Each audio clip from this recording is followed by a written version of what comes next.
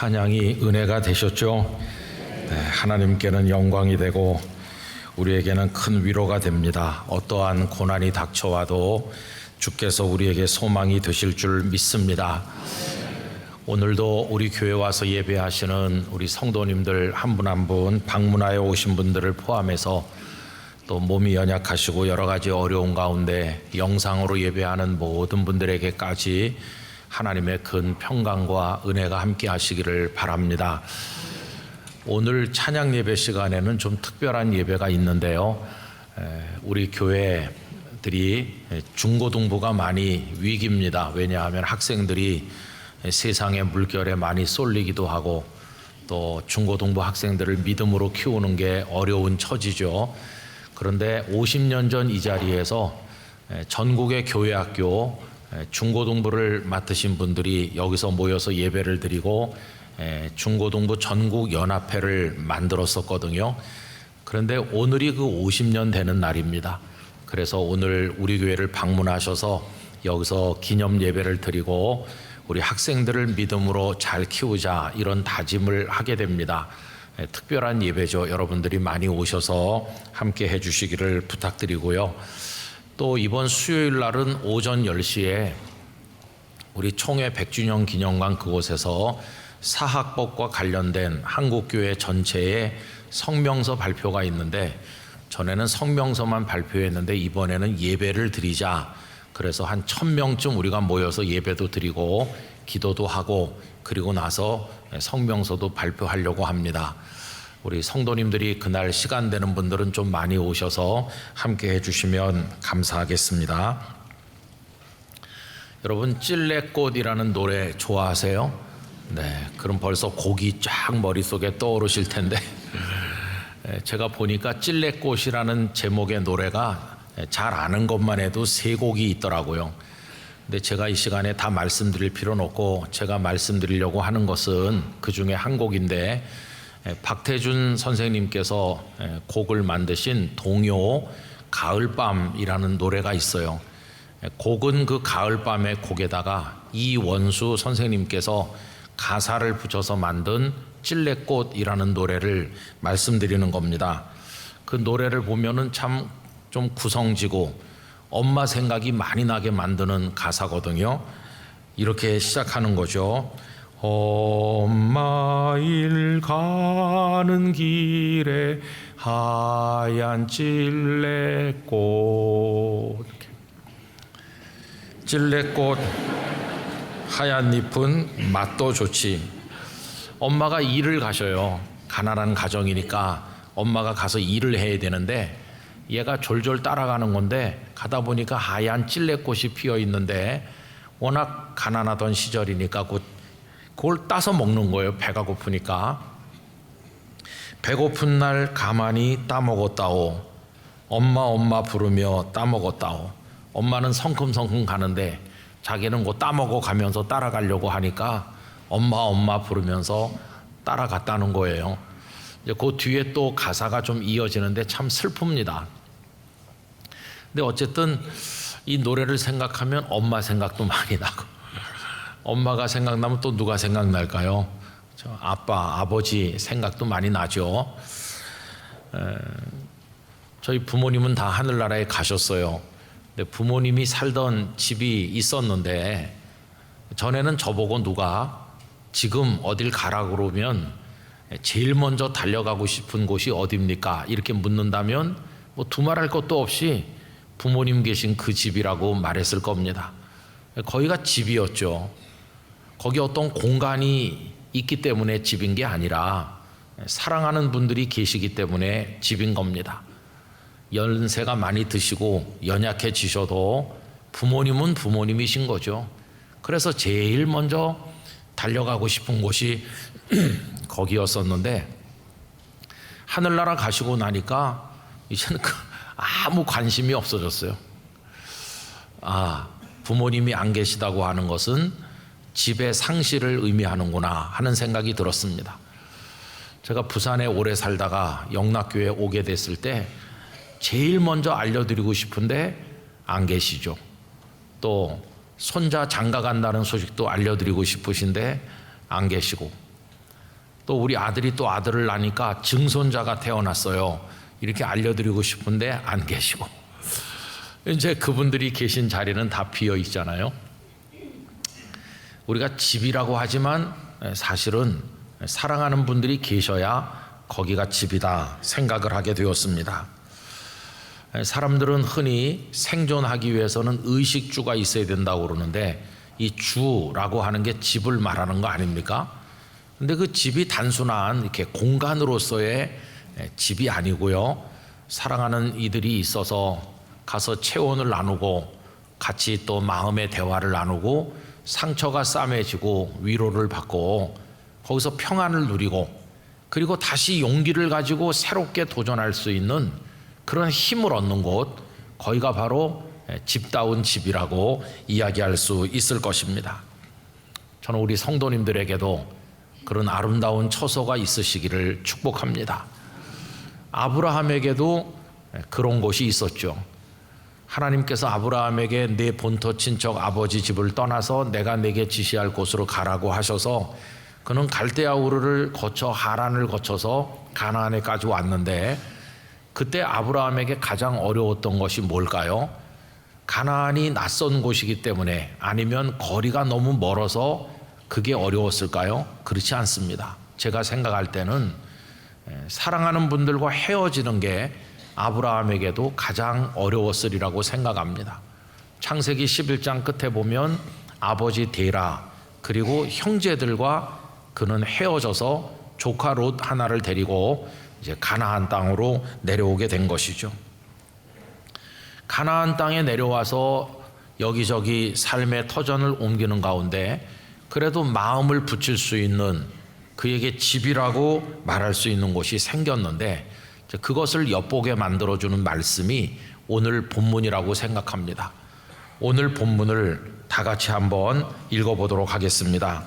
여호와께서 아브라함과 말씀을 마치시고 가시니 아브라함도 자기 곳으로 돌아갔더라. 여러분, 여기 자기 곳 이렇게 번역된 게 바로 그겁니다. 이 곳이라고 표현된 것은 히브리어 단어 마콤이라고 하는 겁니다.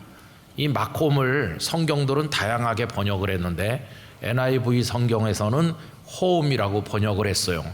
그런가 하면 쉬운 성경에서는 자기 집, 현대인의 성경은 자기 천막, 또 새번역 성경은 자기가 사는 곳 이렇게 번역했어요. 그래서 아브라함이 자기 곳으로 돌아갔다는 걸 그렇게 다양한 표현으로 번역한 것을 찾아보게 됩니다. 여러분, 이 창세기 18장의 배경은 그가 마므레 상수리 나무 근처에 살고 있을 때입니다. 이 마므레라고 하는 곳은 예루살렘에서 남쪽으로 약 35km 지점에 있는 오늘날의 헤브론 근처였을 것으로 생각을 하고 있고, 또 그의 주거 형태는 장막이었습니다. 천막. 18장 1절에 보면 이렇게 표현되어 있죠. 여호와께서 마므레의 상수리 나무들이 있는 곳에서 아브라함에게 나타나시니라. 날이 뜨거울 때에 그가 장막문에 앉아 있다가. 여러분이 장막은 천막이죠. 오늘날 가끔 TV 같은 데서 보는 베두인족들이 천막을 치고 사는 거, 그걸 연상하시면 될 것 같습니다.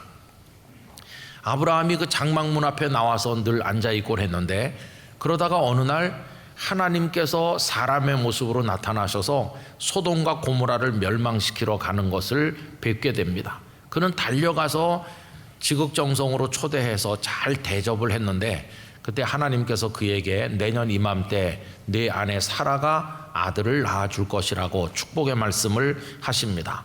그리고는 이제 떠나가시는데 아브라함이 전송하기 위해서 따라 나가는 이야기가 18장 16절이죠.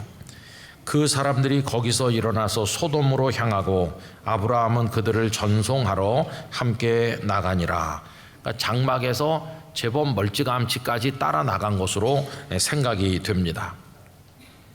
바로 거기서 이제 아브라함은 소돔과 고모라 성을 위한 6번의 그 유명한 기도를 이제 올리게 되는 거죠. 자, 어쨌든 여기서 우리는 아브라함의 장막을 떠올려 보게 되는데, 여러분, 우리의 장막이 사랑과 쉼이 있는, 기쁨과 평안이 있는 아름다운 곳이어야 되는데, 그렇게 되기 위해서 필요한 조건이 무엇이 있을까요? 첫째는 뭐니 해도 거기 사랑하는 이들이 있어야 된다는 걸 알 수 있습니다. 아브라함의 장막에도 사랑하는 사람들이 있었죠. 사라가 있었고, 나중에 아들이 태어난다면은 이삭도 있었을 거 아니겠습니까? 그의 장막을 한번 떠올려 보시면 장막이 하나 있고 거기 모두가 모여 사는 건 아니었던 것으로 보입니다. 아브라함의 장막, 사라의 장막 이런 식으로 따로 있었던 것 같습니다. 그 힌트가 창세기 24장 67절에 사라가 세상을 떠난 다음에 그 아들 이삭이 리브가를 맞이해서 장가들 때 이렇게 표현이 되어 있어요. 이삭이 리브가를 인도하여 그의 어머니 사라의 장막으로 드리고, 그러니까 어머니 사라의 장막이라는 거는 그 어머니가 따로 사용했던 장막이 있었는데, 사라가 세상 떠난 다음에는 그 장막이 비어 있었겠죠. 그런데 이제 리브가가 이삭에게 시집을 오면서 그 어머니의 장막을 물려받은 겁니다. 이렇게 보면은 사라의 장막이 있었으면 아브라함의 장막도 있었겠구나. 그리고 또 이삭의 장막도 있고, 또 가족들이 함께 해서 대화하는 곳도 있고 식사하는 곳도 따로따로 있었겠구나. 여러분, 오늘날의 대개 그 주거 형태가 아파트라고 할 때 그 아파트 안에 뭐 안방, 건너방, 주방, 거실이 다 모여 있잖아요. 근데 그때는 여러 개의 장막이 있었던 건데 지금은 하나로 다 모은 것이다, 이런 생각을 할 수도 있겠습니다. 그런데 여러분, 아브라함의 장막이 그렇게만 있었던 것은 아닐 거예요. 왜 그러냐 하면은 아브라함의 집에는 많은 목자들이 있었기 때문입니다. 창세기 14장에 보면 소돔성에 전쟁이 일어나서 그 조카 롯이 붙들려 갔다는 소식을 듣고 아브라함이 구출하러 따라가는 장면에서 아브라함이 데리고 간 사람이 무려 318명이나 되거든요. 이 사람들은 평소에는 아브라함의 소떼 양떼를 돌보는 목자들이었을 텐데 이들이 다 같이 거주했을 테니까 그들의 장막이 또 많이 있었을 거 아닙니까? 그래서 여러분, 아브라함의 장막이라고 하면 그저 장막 몇 개가 있는 게 아니라 상당한 규모의 집단 부락이라고 할 정도로 대단한 규모였으리라 하는 것을 짐작할 수 있어요. 한번 상상을 해보세요. 이제 그렇게 장막들이 있고 아브라함이 목자들을 인솔해서 들판에 나가서 그 소떼와 양떼를 다 먹이고 수고를 하고 이제 해가 넘어가기 좀 전에 들어온다고 생각해 보세요. 그러면 사라가 달려나가서 남편을 따뜻하게 환영할 겁니다. 또 이삭이 태어난 다음이라면 이삭도 달려나가서 아버지를 환영할 겁니다. 그러면서 뭐 그 집에 일하는 사람들도 다 와서 인사를 하고, 또 그 집에서 오래 일하는 목자들을 불러서 자네들 오늘 같이 저녁을 먹자고 이렇게 하면서 넘어가는 태양을 바라보면서 그 장막에 둘러앉아서 오순도순 이야기를 나누면서 늦은 밤까지 그들은 시간을 함께 했을 것입니다. 그때 그 아브라함의 장막에 흐르는 따뜻함, 사랑, 그리고 또 풍성한 식탁, 그러면서 행복한 그 모습, 이런 걸 여러분 한번 떠올려서 연상을 해보시기를 바랍니다. 이게 아브라함의 장막, 그 귀한 모습이었던 것이죠. 저는 우리 영락교회 성도들, 오늘 함께 예배하는 모든 분들에게도 이런 축복된 행복한 장막이 있으시기를 축원하는 것입니다. 얼마나 귀한 복인지 말할 수가 없어요. 또 우리들의 마콤이 이렇게 아름다운 처소가 되려면 결정적으로 중요한 것이 필요합니다. 그게 뭐냐 하면 하나님께서도 거기 계셔야 한다는 것이에요. 하나님의 임재가 있을 때 거기가 정말 아름다운 곳이 되는 것이죠. 이걸 잘 보여주는 말씀이 창세기 13장이라고 생각합니다. 데리고 내려왔던 조카 롯도 나중에는 거부가 되어서 소떼 양떼들이 아브라함도 롯도 많아지다 보니까 목초지가 부족하게 되어서 거리를 두고 떨어져 살기로 하였습니다. 그때 롯은 소돔의 사람들이 죄악이 가득하다는 걸 고려하지 아니하고 단순히 목초지가 좋고 또 성곽으로 둘러싸인 그곳이 살기가 편리할 것이라는 신리만을 고려한 채로 소돔성 방향으로 옮겼다가 나중에는 소돔성 안에 들어가서 거기서 살게 된 것을 우리가 알지 않습니까? 반면에 아브라함은 그냥 본래 살던 황량한 들판에 장막을 쳐놓고 불편하게 그는 거기 남게 되었어요. 여러분, 이 모습을 창세기 13장 12절 13절이 잘 기록해 놓았는데요. 아브라함은 가나안 땅에 거주하였고, 가나안 땅에 거주했다는 것은 그 빈 들판에 장막에 거주했다는 뜻이죠. 롯은 그 지역의 도시들에 머무르며 그 장막을 옮겨 소돔까지 이르렀더라. 나중에 보면 롯은 소돔성 안에 들어가서 잘 지어진 저택 안에서 살았으리라 짐작을 할 수 있지 않습니까? 그런데 소돔 사람은 여호와 앞에 악하며 큰 죄인이었더라. 여러분, 어느 쪽에 사는 것이 편리할까요? 당연히 그건 성곽이 둘러쳐 있고 사람들이 많이 밀집되어 있고 편리한 시설과 여러 가지 즐길 거리가 많은 소돔성의 삶이 훨씬 더 편리하고 좋았겠죠. 반면에 아브라함이 거하는 곳은 불편하기 이를 데 없는 그냥 들판의 장막이었습니다. 그럼 여러분, 아브라함은 불편하기만 했을까요? 절대 그렇지 않아요. 그는 거기 들판에 남았지만 소돔성에 있는 롯이 상상도 못할 엄청난 은혜를 입게 되는데, 하나님께서 그에게 나타나신다는 것입니다. 아브라함에게 나타나시고 아브라함에게 큰 복을 말씀하시는 게 장막에 머물러 있는 아브라함만이 경험한 축복이었어요.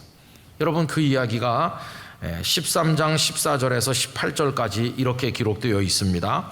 롯이 아브라함을 떠난 후에 여호와께서 아브라함에게 이르시되 너는 눈을 들어 너 있는 곳에서 북쪽과 남쪽 그리고 동쪽과 서쪽을 바라보라. 보이는 땅을 내가 너와 네 자손에게 주리니 영원히 이르리라.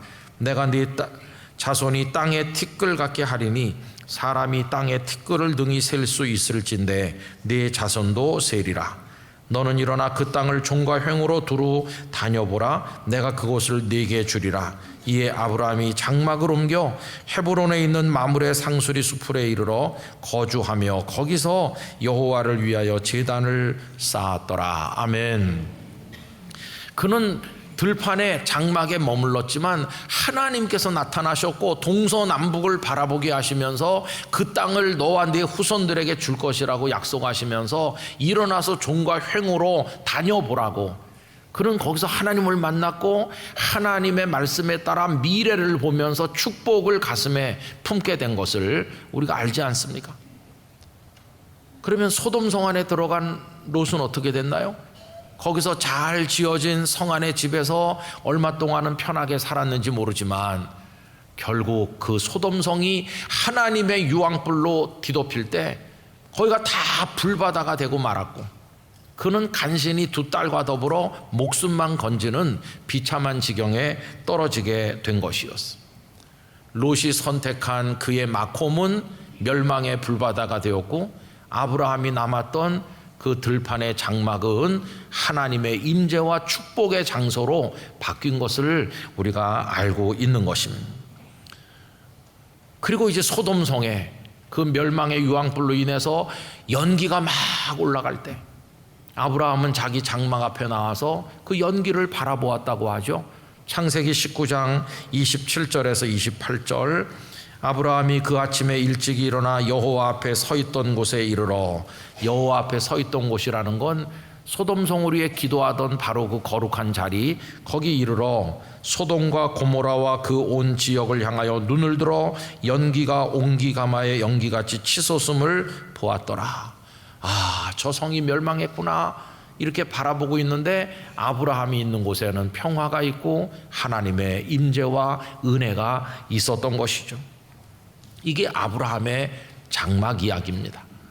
성도 여러분, 그렇다고 한다면 우리들의 곳, 우리들이 저녁마다 들어가는 곳, 우리들이 서 있는 그곳, 우리들의 삶이 머무는 그 초소, 거기는 지금 어떤 상태에 있는 것일까요? 이 마콤이라는 단어는 본래 서 있는 자리라는 뜻인데 우리의 존재가 머무르는 곳은 지금 어디를 닮았습니까? 롯의 소돔성 안의 집을 닮은 것일까요? 아니면 아브라함의 장막을 닮은 것일까요? 거기서 사랑하는 이들과 연결하고 소통하고 따뜻한 체온을 나누면서 오순도순 사랑으로 살고 계신가요? 그리고 더 중요한 질문을 한다면 거기 하나님의 임재가 있습니까? 그래서 하나님을 만나고 하나님을 통해서 꿈을 꾸고 하나님을 통해 미래를 보면서 살아가는 그런 여러분의 곳이 있으십니까? 저는 오늘 이 예배를 함께 드리고 이 말씀을 나눔으로써 우리 성도님들에게도 그러한 마콤이 축복으로 주어지시기를 간절히 기원하는 것입니다. 우리에게 꼭 있어야 되는 것이, 여러분, 우리들은 교회 나와서 뭐 집회 참석하고 기도하고 봉사하고 어떤 큰 일을 많이 하는 게 신앙생활을 성장하는 비결이라고 생각하지만 오히려 일상 속에서 우리가 머무는 그곳이 어떤 곳인가에 따라서 우리 인생과 신앙의 성패가 결정된다고 생각합니다. 어느 곳에서 하룻밤을 머무는지, 나의 그곳이 어디인지에 따라서 그 다음 날의 삶이 결정되는 겁니다. 그것을 극적으로 보여주는 말씀이 요한복음 8장입니다. 어느 날 예수님께서 성전에 나가셨더니 분노한 바리새인들과 사람들이 가늠하다 현장에서 붙잡힌 여자를 끌고 왔는데 보니까 이미 이들은 그 여자를 죽이기로 정죄했고 그들의 손에는 돌멩이들이 다 하나씩 들려 있었죠. 그러면서 예수님을 향해 올무의 질문을 던지는 거 아닙니까? 보니까 그들의 손에는 여자에게 던질 돌이 들려 있었고 그들의 마음속에는 보이지 않지만 더 크고 뾰족한 예수님께 던질 돌이 다 마음의 손에 들려 있는 거죠. 예수님께 질문합니다. 요한복음 8장 4절 5절에 보면 예수께 말하되 선생이여 이 여자가 가늠하다가 현장에서 잡혔나이다. 모세는 율법에 이러한 여자를 돌로 치라 명하였거니와 선생은 어떻게 말하겠나이까? 이들의 이런 분노한 모습 앞에서 예수님은 어떻게 하셨나요? 예수님은 평온하셨어요. 자리에 앉으시더니 땅바닥에 손가락으로 뭔가를 쓰셨어요. 그 앞에 분노한 그 군중들의 완악한 양심, 굳어버린 양심, 두꺼워질 대로 두꺼워진 그 양심을 예수님이 예리한 말씀의 빗으로 찔러대셨어요. 너희 중에 죄 없는 자가 먼저 돌로 치라. 그 말씀이 얼마나 그들의 영혼을 쑤셔댔는지 이들은 충격을 받았고 양심의 가책을 느끼면서 돌을 던질 자격이 없다는 걸 알게 됐을 때 다 돌을 놓고 한 명씩 흩어져 갔어요. 다 가고 여자 혼자 남았습니다. 죄 없는 자가 돌로 치라고 할 것 같으면 유일한 자격을 갖춘 분이 예수님이시죠. 예수님은 죄가 없으시니까요. 그런데 예수님은 바닥에 놓고 간 돌을 들어 여인에게 던지지 않으시고 그 여인을 용서하시고 살려주셨습니다. 얼마나 다릅니까? 이 사람들은 여인을 정죄했는데 예수님은 용서하십니다. 이 사람들은 여인에게 돌을 던져 죽이려고 하는데 예수님은 살리십니다. 그리고 이 사람들은 이걸 다 끝내려고 하는데 예수님은 새로운 출발이 가능하도록 그 여인을 돌려보내시는 것입니다. 이 차이가 어디서 비롯된 것일까요? 그 전날 밤 그들이 머문 곳이 영향을 미치는 겁니다. 이걸 보여주는 것이 요한복음 7장 53절 그리고 8장 1절 두 장이 끝나고 이어지는 그 대목인데 거기 이런 말씀이 있어요. 다 각각 집으로 돌아가고 예수는 감람산으로 가시니라. 여러분, 다 각각 집으로 돌아갔다는 건 그 요한복음 7장에 보면 이 사람들이 분노가 가득한 채로 예수님께 와서 하루 종일 시비하고 예수님께 대들고 그러다가 해가 져서 다 각각 자기들의 집으로, 그 바리새인들, 백성의 장로들 다 각각 자기들의 집으로 갔어요. 그리고 하룻밤을 보낸 겁니다. 그런데 그들의 마콤, 그들의 집은 그들의 어리석은 분노를 제거해 주지 못했고 그들의 화난 마음을 싸매 주지 못했어요. 그들은 밤새 속이 부글부글 끓으면서 분노에 분노가 더 끓어오르다가 그 다음 날도 분노가 가득한 모습으로 아침 일찍 일어나서 그 여자를 끌고 예수님께 온 겁니다. 그 전날 밤이 죄악의 장소, 분노의 장소, 더러운 곳에서 하룻밤을 보내게 되었더니 그 다음 날이 축복의 하루가 된 게 아니라 예수님 앞에 그 짓을 하는 하루로 시작이 되었던 것이죠. 그러나 예수님은 달라요. 예수님께서는 감람산으로 가셨다. 감람산이 어떤 곳입니까? 늘 예수님께서 가셔서 하늘에 계신 성부께 기도하는 곳이죠. 그 전날 밤 우리 주님은 기도하셨어요. 당신이 이 땅에 사람의 몸을 입고 이 땅에 오신 목적이 뭔가? 나는 죄인을 불러 구원하러 이 땅에 왔지 죄인들을 찾아서 돌을 던지러 온 게 아니다. 당신께서 오신 목적을 재확인하시고 그 다음날 아침 죄인들을 사랑하는 마음이 가득하신 채로 성전에 나가셨을 때 그 여자가 끌려왔는데 저들은 그 여자를 죽이려고 하지만 예수님의 눈에 비친 그 여인은 불쌍한 여자고 용서받아야 될 죄인으로 보이게 된 것이었어요. 그래서 그들은 정죄했지만 예수님은 용서하시고 그들은 죽이려고 하지만 예수님은 여인을 살려주신 것입니다. 왜요? 그것을 위해서 오셨으니까요. 그 전날 밤 그들이 머문 곳과 예수님이 계셨던 감람산의 차이가 그 다음날 하루를 결정지었구나 하는 것을 우리가 확인할 수 있지 않습니까? 성도 여러분, 우리들이 밤에 들어가는 그곳, 우리의 몸을 눕히는 그 자리, 우리의 삶이 있는 거기가 하찮은 곳이 아니라 그 다음날 매일매일의 삶을 결정짓는다는 사실을 기억하셔야만 될 것입니다. 사랑하는 이들과 더불어 밤을 보내고 하나님의 임재 가운데 경건하게 밤을 보내면 그 다음날 아침 축복의 하루를 주신 하나님을 찬송하면서 기쁨으로 하루를 시작할 수 있게 될 것이고 매일매일이 하나님의 은혜의 하루하루가 될 줄로 믿습니다. 그리고 더 중요한 것은 그게 그 다음날 하루만 결정짓는 게 아니라 죽은 이후의 영원을 결정한다는 것입니다. 오늘 본문에서 아브라함이 자기 곳으로 갔다는 이 표현을 읽으면 성경을 많이 읽으신 분은 어떤 구절 하나가 떠오르실 겁니다. 그게 어디냐 하면은 사도행전 1장 25절인데요. 가룟 유다 얘기가 나와 있어요. 봉사와 및 사도의 직무를 대신할 자인지를 보이시옵소서. 이제 유다 대신 누구를 뽑으려고 기도를 하는 건데 그 끝에 뭐라고 돼 있습니까? 유다는 이 직무를 버리고 그 다음에 제 곳으로 갔나이다. 오늘 본문에 자기 곳으로 돌아갔다는 말하고 비슷하잖아요. 유다가 간 유다의 곳, 유다의 자리, 유다의 마콤이 어디입니까? 그게 영원한 저 멸망의 불구덩이거든요. 유다는 예수님을 배신하고 팔아먹고 그리고는 목을 매서 자살하고 그리고는 저 영원한 멸망으로 떨어졌다. 거기가 유다의 곳이다. 그런 얘기죠. 그럼 여러분, 유다는 왜 그렇게 됐나요? 그럼 나머지 11명의 제자는요? 11명의 제자도 잘한 건 없지만은 그들은 다 회복이 되었고 예수님의 복음의 증인으로 살지 않았습니까? 이 한 사람과 11명의 제자가 왜 그렇게 다른가? 여러분, 그 결정적인 밤에 그들이 머물렀던 곳이 다르기 때문이에요. 그 결정적인 밤이란 언젠가 예수님과 제자들이 다락방에 모여 최후의 만찬, 성만찬을 행하시고 그리고 겟세마네 동산으로 올라가셔서 체포되시던 바로 그 밤에 유다가 머문 곳과 11명의 제자가 머문 곳은 전혀 다릅니다. 요한복음 13장 30절에 보면 이런 말씀이 나오죠. 유다가 그 조각을 받고 곧 나가니 밤이러라. 유다도 처음에는 다락방에 모였어요.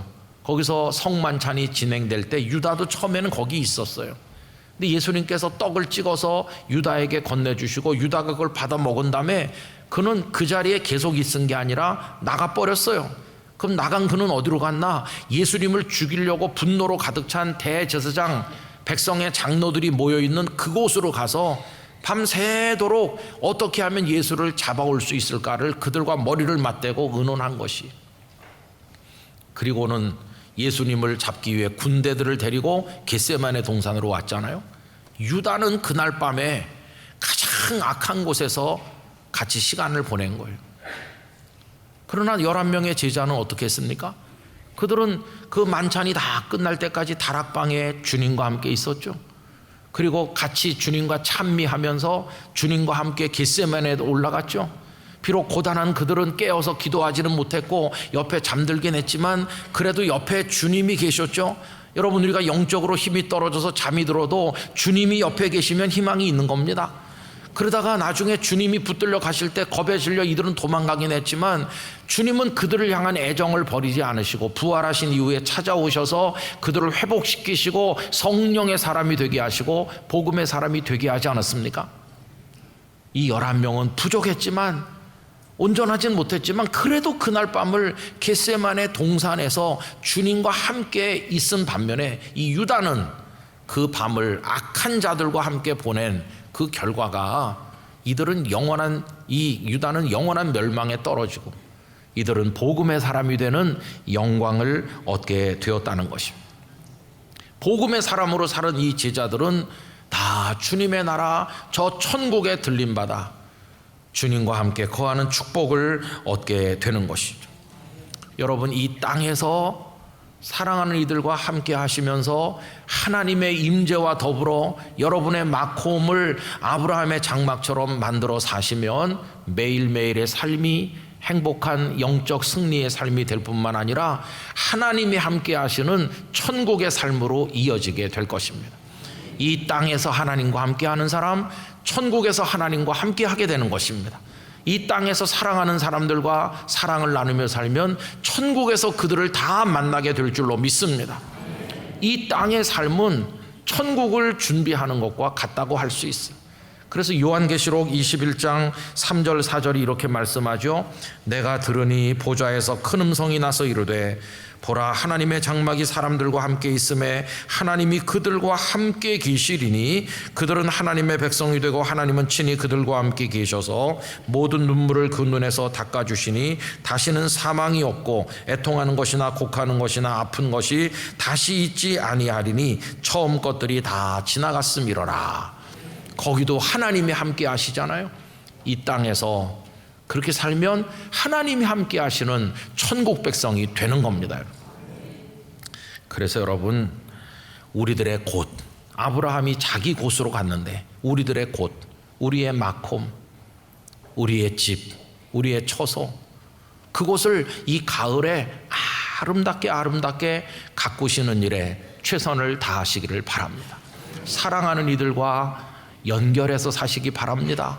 문 쾅 닫고 들어가서 나오지 않고 그러면 안 되고, 남편 아내 그냥 대화가 끊긴 지가 오래되고 부모 자녀 간에 오순도순 대화가 없고 각자 자기 방에 들어가서 무슨 원한을 쌓고 있는지 그렇게 살면 안 되고 다 모여서 같이 기도하고 따뜻한 행복을 나누고 하나님의 축복을 같이 기뻐하면서 여러분 그렇게 사셔야 되는 거예요.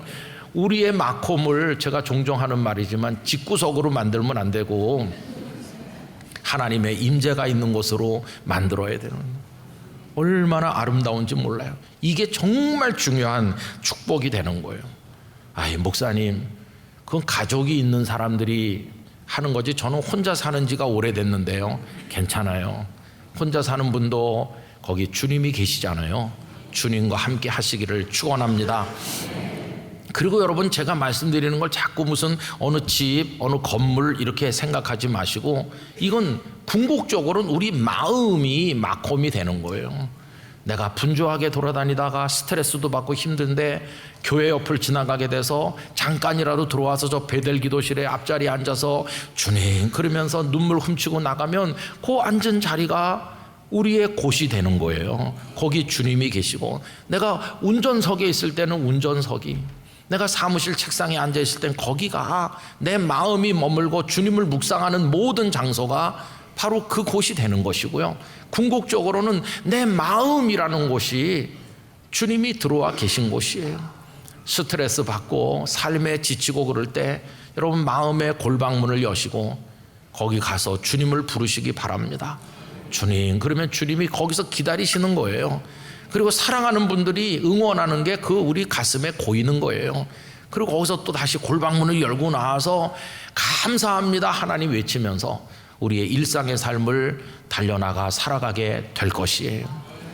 여러분, 거기가 우리에게 만세반석, 우리의 피난처, 우리 주님이 계시는 축복의 자리가 될 줄로 믿습니다. 이 땅에서 그렇게 살다가 하늘나라에서 다 같이 만나는 영원한 마콤에서 만나는 우리 모두가 되기를 축원합니다. 기도하겠습니다. 아버지 하나님, 저희들로 하여금 사랑하는 이들과 하나 되어 살고 하나님의 현존 가운데 기뻐하며 살아가는 복된 장막을 주시옵소서. 그 장막을 가꾸게 하여 주시옵시고, 그리고 그렇게 살아 영원에까지 이어지고 매일매일의 삶에 승리하도록 복을 주옵소서. 예수님의 이름으로 기도드립니다. 아멘.